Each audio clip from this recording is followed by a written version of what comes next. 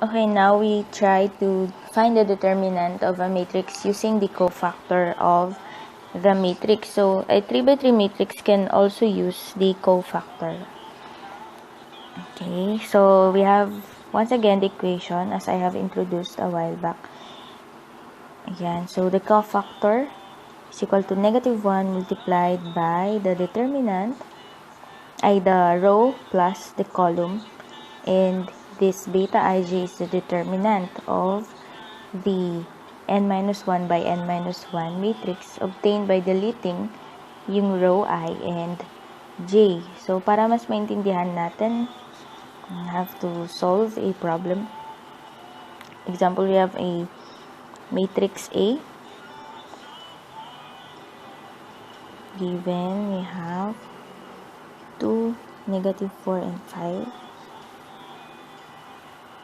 And then 3, 1, 0, and -1, -2, and -3. So, yung gagawin natin is to select kahit anong number na nasa loob ng matrix that we select as our basis.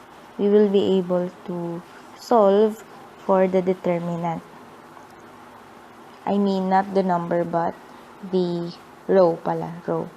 So, example, we will select yung first row, using the first row. Anyway, when we choose the row 1, yung magiging determinant na makukuha natin will be equal to what we will get under row 2 and row 3. So, kapag hindi sila pare-pareho hindi pare-pareho yung nakuha yung determinant in every row, meaning may mali. So, dapat equal lahat sila. So, example, we will use the first row. The first row, we have 2, 3, and -1. So, to get for the determinant of A, okay, first, we will copy the number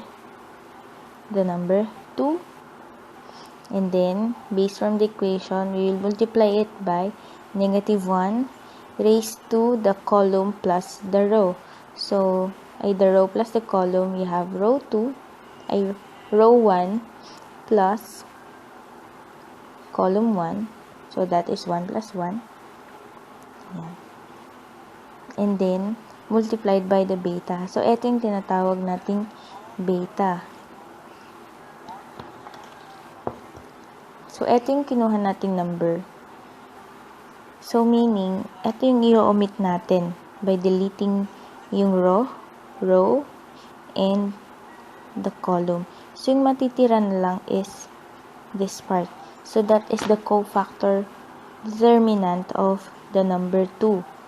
So, we will have to copy that 1, 0, and -2, and -3. Okay, so that's only for 2. And that is another matrix. Okay, plus,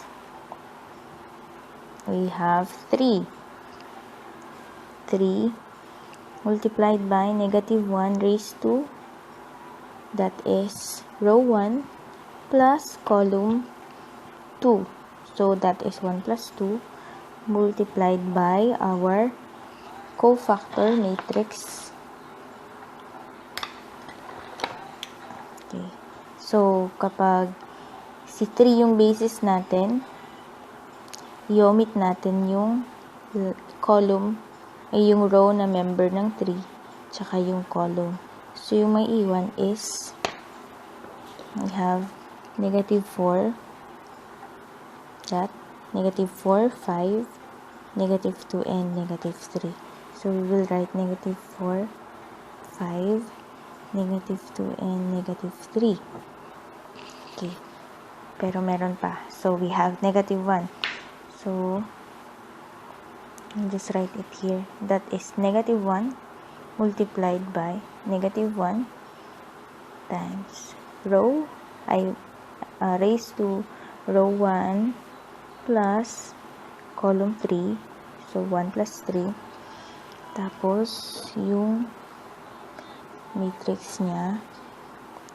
So, ito yung kukunin natin bilang basis, -1. So, lahat ng row na member si negative 1, that one, and that part will be omitted.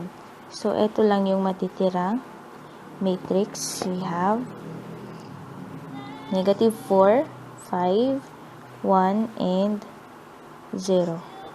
Okay. So, we will have to simplify this one. Okay, let's start with this one. Okay, so negative 1 raised to 1 plus 1, that is 2. So, yung negative 1 raised to 2 is positive 1. So, that will become positive 2.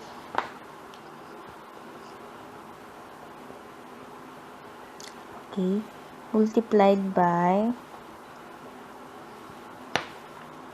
so this one, we have negative 3 times 1,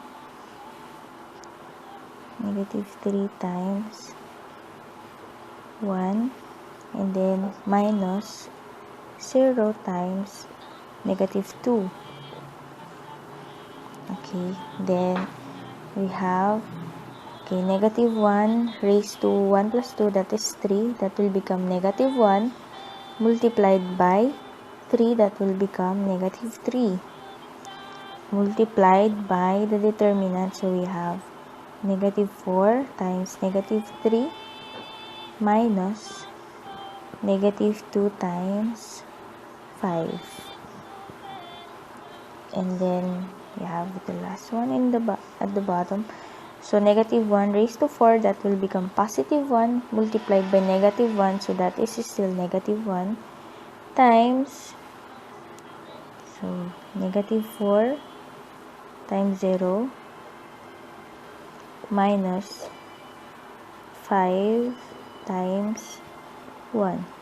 Okay, so simplifying this, you have negative 3 times 1, that will become negative 3. Then we have minus 0 times negative 2, of course, this will become 0.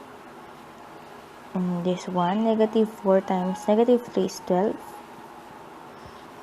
And this will be negative 2 times 5, that is negative 10, but, ay, sige, minus 10 na lang. Negative 10. Okay, so this one, this will become 0, because that is negative 4 times 0, and this will be 5.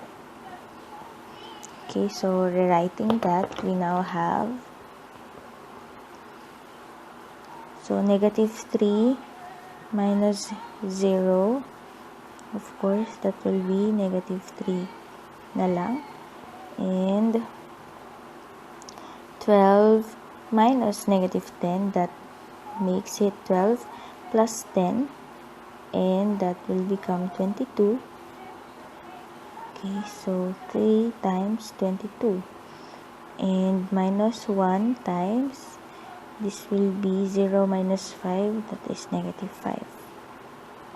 So, 2 times negative 3, you have negative 6 minus 66 plus 5. So, the answer will be negative 67. So, that is the determinant of A based from row 1. Okay, so, try natin yung row 2 using the same matrix.